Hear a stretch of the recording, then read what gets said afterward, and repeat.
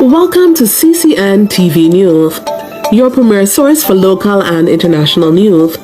From the streets of Kingston to the capitals of the world, we are ready to cover you stories that shape our world.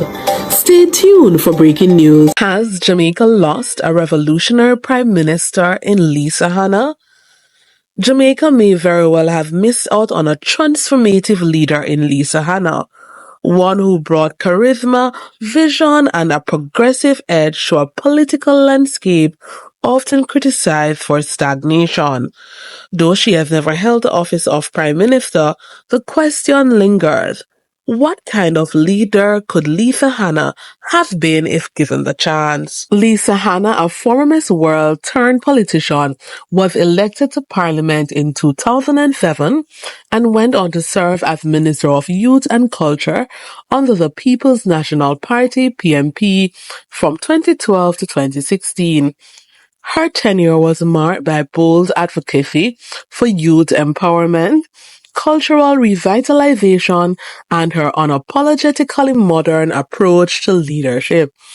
As one of the youngest women to ever hold a ministerial post in Jamaica, she embodied a generational shift that promised change.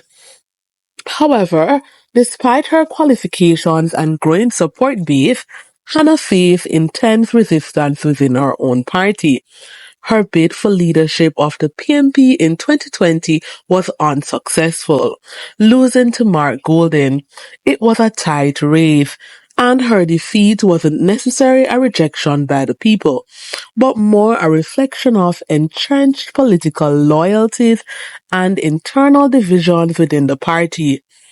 Her campaign spoke of transformation, integrity, and taking the PNP into the future, a message that resonated with younger voters and many in the Jamaican diaspora. Lisa Hanna's brand of politics stood out.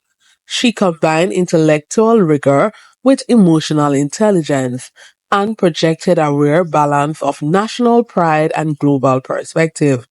She was vocal on issues such as constitutional reform, Jamaica's ties to the British monarchy, and the need for inclusive economic growth. She often challenged outdated norms and patriarchal politics in a country where those ideas still hold significant weight. In 2023, Hannah announced she would not seek re-election, sparking widespread speculation about her political future and whether the Jamaican public and her party had lost a rare opportunity to embrace a revolutionary kind of leadership. Her departure left a vacuum in a political scene desperately in need of fresh faces and bold ideas. Her absence from frontline politics doesn't erase the possibilities she represented.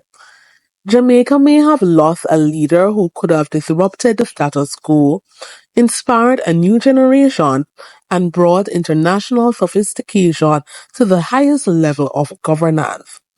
Her potential as Prime Minister remains a what if, a powerful reminder of how politics can sometimes sideline progress in favor of tradition.